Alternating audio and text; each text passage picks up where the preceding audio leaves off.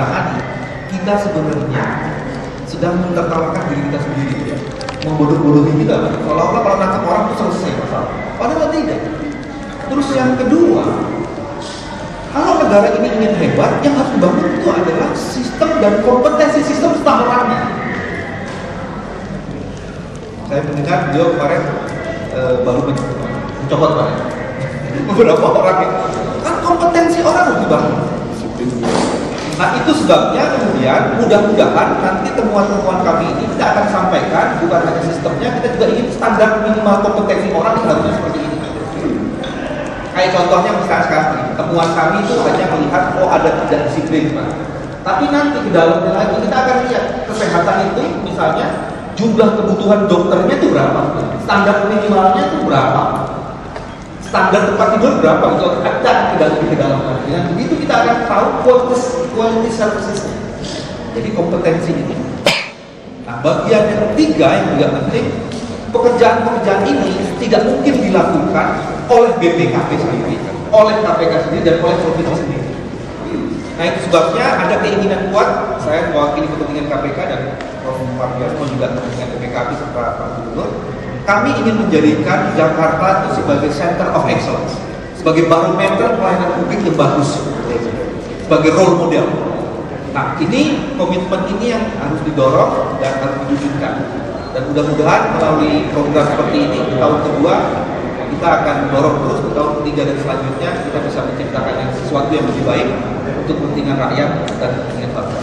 Kira-kira poinnya ini seperti itu. Terima kasih. Pak Gubernur. Jadi kita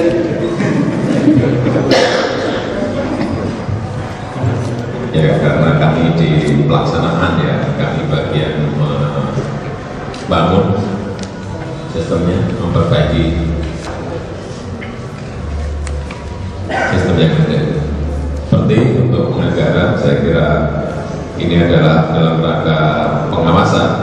Kalau buka di web sudah ada, tapi ini poster-poster seperti ini semuanya ada di di kelurahan, kecamatan, juga di RT RW. Jelas apanya, mata anggarannya jelas, programnya apa jelas, volume, jumlah anggaran berapa, semuanya ada. Yang bertanggung jawab siapa, kemudian kalau akan komplain kemananya, ada nomornya semuanya. Ini saya kira sebuah sistem yang transparan, yang masyarakat juga ikut berperan, berpartisipasi dalam rangka pencegahan dan pengawasan. Ini yang kita lakukan. Juga merubah dengan yang II tadi. Saya kira hotel, pajak hotel, pajak restoran, pajak hiburan, pajak parkir sudah juga kita mulai belajar Januari yang lalu dengan online system. Juga ini baru kita siapkan untuk yang e-budgeting, sehingga betul-betul semua yang sudah kita rencanakan bisa dikunci dan tidak ada yang menikung lewat belakang menjadi sebuah program siluman. Kemudian memperbaiki sistem-sistem yang ada juga di kelurahan. Saya kira semua juga pernah kita ajak di kecamatan untuk urusan-urusan KTP, urusan KK, urusan perizinan juga sudah kita lihat dan juga sudah kita tanyakan langsung kepada masyarakat betapa sekarang ini mereka merasa dilayani dengan baik dan cepat, tetapi di bidang perizinannya memang kita masih perlu perbaikan, baik di SDM-nya maupun di perangkat lunak dan perangkat-perangkat yang lainnya. Karena mungkin kalau yang lurah dan camat dan kemarin sudah sisi SDM-nya sudah kita dapatkan dari lelang jabatan. Saya kira di kantor dan di dinas saya kira juga diperlukan uji-uji kompetensi seperti itu agar kita mendapatkan pimpinan-pimpinan yang baik di setiap kantor. Saya kira itu yang bisa disampaikan. Silakan Pak. Ini pertanyaan untuk KPK dan Pak Gubernur sendiri terkait dengan penemuan rekening gendut oleh PPATK itu Pak? Kelanjutannya prosesnya di KPK seperti apa dan komentar dari Pak Jokowi-nya gimana menindaki temuan tersebut? Terima kasih. Tanya dulu ya, rekening gendutnya siapa? Yang ada kurang lebih belasan Pak. Ya Pak, temuan jabatnya. Bukan, saya tanya siapa, Anda jawab jumlah. Ya saya kira untuk menemukan nama. Enggak siap. Enggak, kalau pertanyaan yang umum saya akan jawab umum. Ya, umum aja Pak. Ya, kalau begitu kami memang mendapatkan informasi dari PPATK, cuman kami belum bisa sebut itu gendut atau tidak gendut. Karena data dari KPK itu kan data dari PPATK itu data intelijen, ya kan? Sehingga harus ada klarifikasi, konfirmasi dan macam-macam seperti itu. Tapi yang penting kalau memang informasi itu akurasinya ada dan proses untuk menindaklanjutinya pas tepat waktu, tidak akan ada yang tidak ditindaklanjuti. Itu yang bisa diberikan jaminannya seperti itu. Artinya belum dijawab. Sekarang pertanyaannya juga saya tanya tadi kan, kalau dibilang rekening gendut, rekeningnya siapa? Nggak bisa jawab. Jadi saya juga jawabnya umum. Pak, Jangan bilang belum jalan, rekening gendut milik pejabat Pemprov DKI Pak. PPATK kan telah melacak katanya ada sejumlah. Jadi sekarang milik yang diduga, yang diduga itu ya? Iya Pak. Supaya nggak sinyalemen yang diduga adalah orang pejabat Pemprov DKI Pak. Kalau yang itu jawabannya sederhana, saya belum tahu. Dari PPATK sendiri katanya sudah melaporkan beberapa mantan pejabat Pak. Jadi dari PPATK melaporinnya kapan? Kemarin dari Pak Agus ya. Kemarin, kalau kemarin itu kemungkinan besar memang betul jawaban saya belum tahu. Karena kemarin saya tidak di kantor. Pak Gubernur kan? Jawaban Pak Gubernur kan? Saya mau tambahin Pak. Oh iya. Sejauh mana? Coba ini dong, nama sama dari mana? Frans Pak dari Koran Jakarta Pak. Oke. Nah, sejauh mana fungsi KPK dalam ketika ada indikasi rekening gendut, apakah perlu dalam kutip harus tangkap tangan? Haruskah KPK tangkap tangan baru bisa melakukan penyidikan?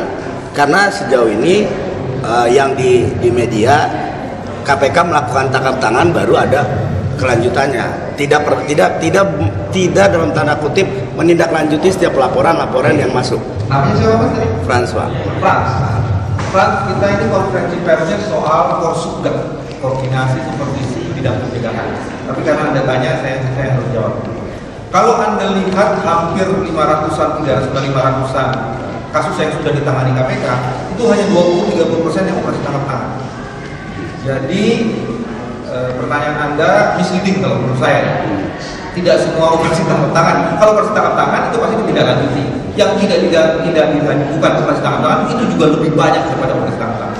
Dan pasti itu ditindaklanjuti, tapi perlu waktu. Kalau operasi tangkap tangan kan ada keterbatasan waktu, Frans. Kalau orang sudah ditangkap, ditahan, Anda harus kasih prioritas di sini dong. Iya kan? Kalau nggak begitu nanti orang itu keluar, ya prosesnya belum jalan. Terjadilah kayak simulator itu kemarin kan, yang penegak hukum lain. Anda kan tidak mau KPK melakukan seperti itu. Nah, kira-kira begitulah Frans. Ini perlu diskusi lagi nih Frans. Iya. Ya. Nanti saya kasih nomor telepon saya. Saya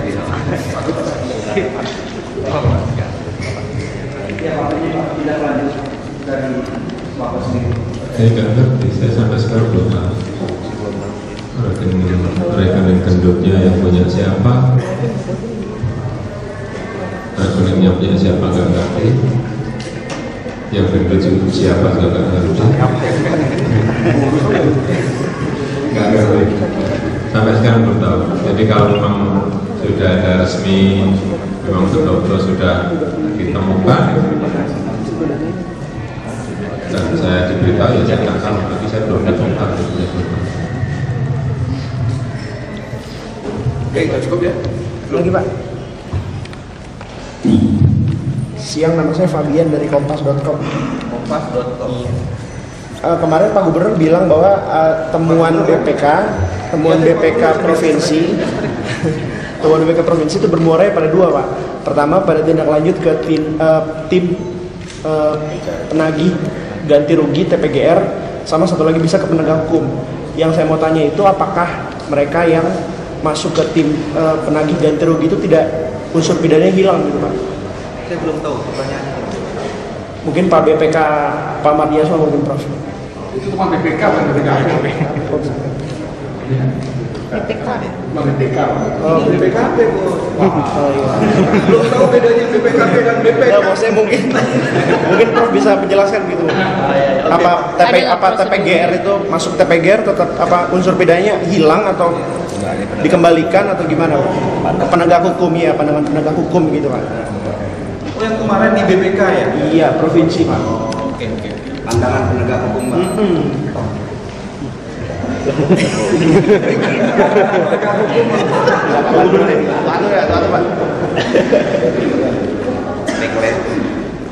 Sebetulnya kalau TPGR itu kan ada batas waktunya. Kalau administratif dan lainnya itu sudah diselesaikan ya, artinya sudah. Tapi kalau tidak bisa diselesaikan, biasanya masuk ke TPGR tadi dan biasanya masuk ke BPK atau BPKP dan harus diproses. Biasanya seperti itu. Ada waktunya. Saya tahu pertanyaan kami, saya bantu jawab ya. Ada 3 klasifikasi ini sebenarnya diskusi kemarin di BPK. Tapi memang ada teman dari representatif BPK juga ya. Pak Win hadir kemarin ya. Dalam temuan BPK itu ada yang disebut dengan maladministration. Ya, maladministration jadi administrasinya salah, macam-macam penempatannya salah, itu bisa menimbulkan kekacauan. Yang kedua, ada satu lagi maladministration atau satu tindakan yang menimbulkan kerugian. Nah, ini harus diidentifikasi apakah tindakan ini melawan hukum atau tidak. Jadi kalau dia tidak melawan hukum, dia tidak bisa masuk ke tindak pidana yang poin C-nya gitu loh, Bang. Jadi ada satu maladministrasi yang juga menimbulkan kerugian, tapi bukan perbuatan melawan hukum, dia tidak bisa diklasifikasi tindak pidana. Tapi kalau satu tindakan dilakukannya menimbulkan kerugian dan tindakannya itu dikualifikasi tindak pidana, baru itu bisa ditindaklanjuti. Yang menindaklanjuti pasti penegak hukum. Tapi penegak hukum kan karena dari BPK itu kan dia baru sifatnya itu audit ya. Jadi ibaratnya itu semacam intelligence, information. Nah ini kan harus diperiksa lagi. Bukan yang temuan dari BPK itu langsung kemudian ditindaklanjuti. Udah selesai, itu nggak bisa. Karena harus ada pro justisianya. Karena tindakan audit itu bukan tindakan pro justisia. Gitu Fahmi kira-kira ya. Fahmi juga pro justisia. Fabian ya. Cukup ya? Ini satu terakhir ya. Ini Pak. Silakan tanyanya ke Pak Jokowi aja.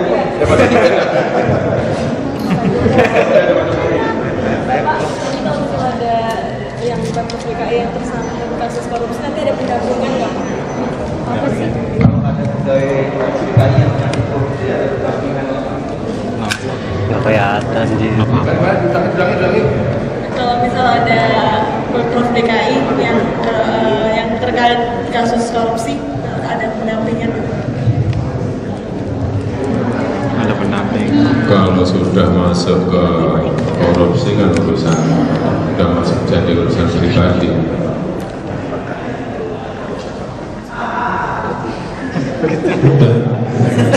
Pak, nih Pak, mengingat pentingnya Pak ini Pak. Mengingat pentingnya jadi harus ditambah Pak pertanyaan. Pak, namanya Pak, saya Kori dari di Jakarta Post. Pertanyaan ada 2. 1, tindak lanjut dari anggaran siluman. Kan tadi ada temuan-temuan yang disebut anggaran siluman. Nah, itu tindak lanjutnya akan seperti apa dan udah ada belum informasi sebenarnya uang itu digunakan untuk apa? Yang kedua, ada 52% pegawai DKI yang belum melaporkan kekayaannya. Nah itu adakah tindak lanjutnya juga atau apa gitu dari KPK dan Pemprov? Terima kasih. Baik. Tadi pagi pada saat saya menjelaskan, itu memang ada di tahun 2012 itu di 4 SKPD, di PU, di Dinas, maupun di Kesehatan dan Perhubungan, itu ada memang tahu-tahu anggaran tadi istilahnya ujuk-ujuk gitu ya, anggaran siluman itu sampai 1,68 triliun dari 4 SKPD tadi. dan memang ada tambahan anggaran dari masing 4 tadi 395M. Ini bagian dari temuan evaluasi dan prosedur dari BPKB KPK kepada Provinsi DKI. Mestinya akan di-follow up oleh pertama oleh Inspektur Provinsi. Nah, betul dia akan melihat apakah karena belum dibahas, karena di dokumen pembahasan tidak ada, atau tidak perdanya ada. Nah, dicari penyebabnya apa, apakah usulan siapa, dan seterusnya. Jadi oleh karena ini dalam proses, nanti kalau memang sudah ketemu semuanya, dilanjuti. Nah, nanti kalau misalnya kita ketemu lagi masalahnya apa. Tapi yang penting kan kita ini korsuga itu pengajaran itu tidak terjadi. Oleh karena itu di dalam APBN, terutama di 2013 dan 2014 kita akan melihat ini kan mapping titik kritisnya, risikonya apa, kok masih ada. Dan kemarin Bapak Gubernur juga menyampaikan, sudah dipotong kok masih ada lagi kan gitu. Oleh karena itu tadi Pak Gubernur menyampaikan itu alatnya adalah e-budgeting. Kalau e-budgeting sudah terbuka semuanya dan sudah di-lock, tidak akan lagi dan akan kelihatan siapa yang mengusulkan dan siapa yang menyetujui dan prosesnya seperti apa. Ini yang tambahnya kedua.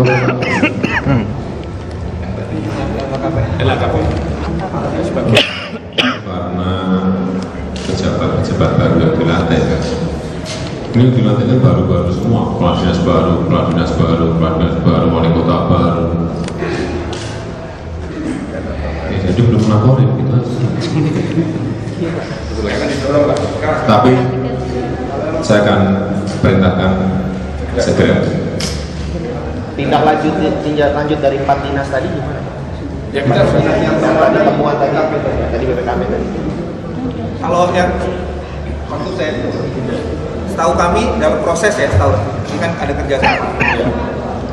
Begitu ada temuan ini kan perlu diklarifikasi dan dikonfirmasi nih.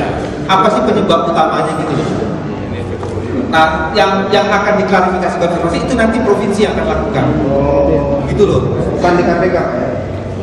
Ini kan ini kan pencegahan nih.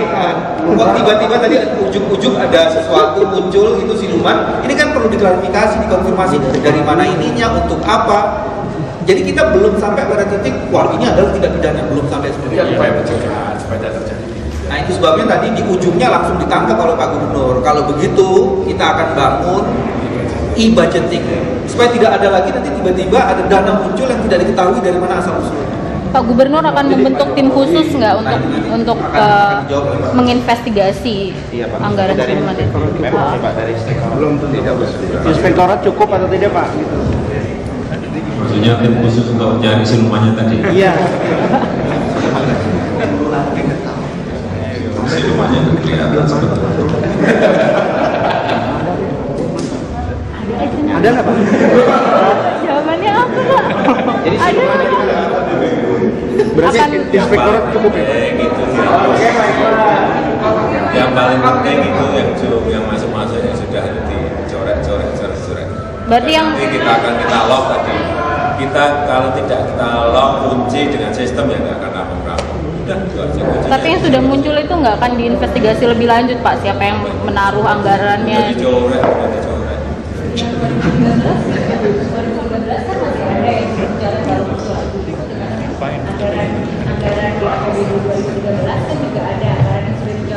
Terus muncul lagi di mana?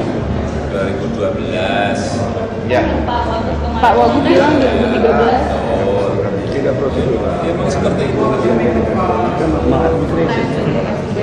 Kemarin juga di APBD perubahan juga kita coret juga yang tidak dikerjakan tidak seperti anggaran seperti itu. Waktu itu pernah.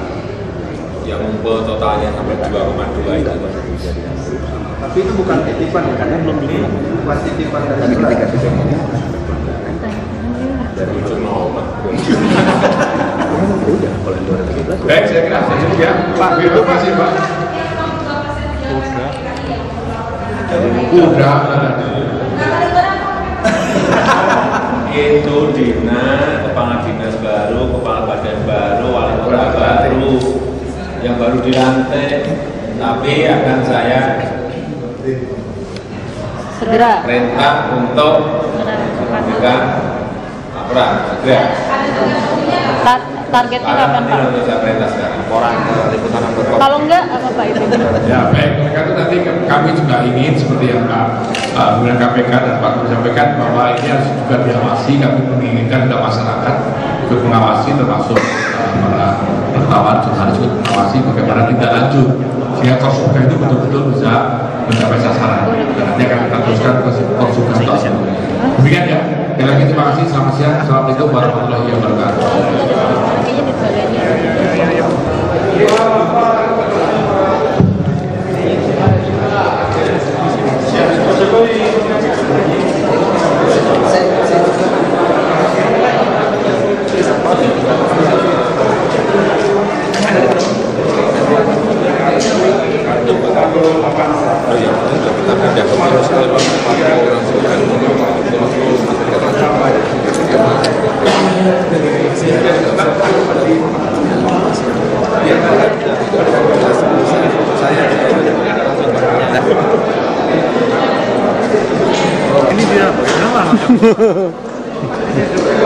Ikut-ikut. Saya sudah sampai ini, Mak. Coba tanya ke BPKP tadi, sudah final belum? Sampai saat ini belum saya terima di meja saya. Masih dalam proses BPK sudah, tapi untuk detail lagi kita minta BPKP belum sampai saat ini. Coba tanya langsung aja ke beliau, ke Prof. Matias. Belum. Dan jangan keliru, penggunaan dana yang 15 miliar itu tidak bisa langsung digunakan loh. Karena harus ada perda lagi loh. Harus ada perda lagi. Iya. Yang menu dianggarkan langsung pakai.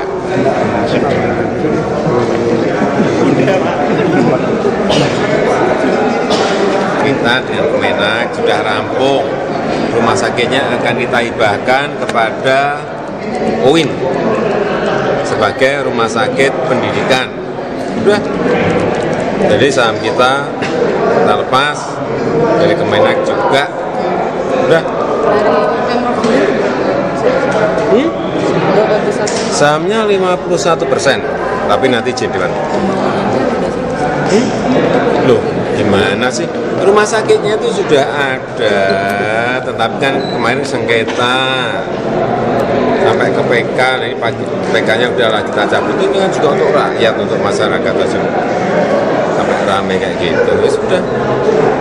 Nanti PT-nya harus RUPS, ya kan? PT-nya dibubarkan, kemudian saham kita berikan, kita hibahkan ke UIN, dipakai untuk rumah sakit pendidikan, dan kita tadi minta agar rumah sakit itu nanti ada kelas 3-nya yang banyak, udah bisa dipakai untuk masyarakat. Jadi nggak gantung kayak sekarang kan, gantung kan di pembukuan gantung karena sengketa bertahun-tahun. Pokoknya saya hal yang seperti itu, yang masalah, yang sengketa, yang problem, pengen cepat semuanya selesaikan sehingga di buku itu jelas, bukunya kelihatan. Tidak ada yang gantung-gantung seperti sekarang ini.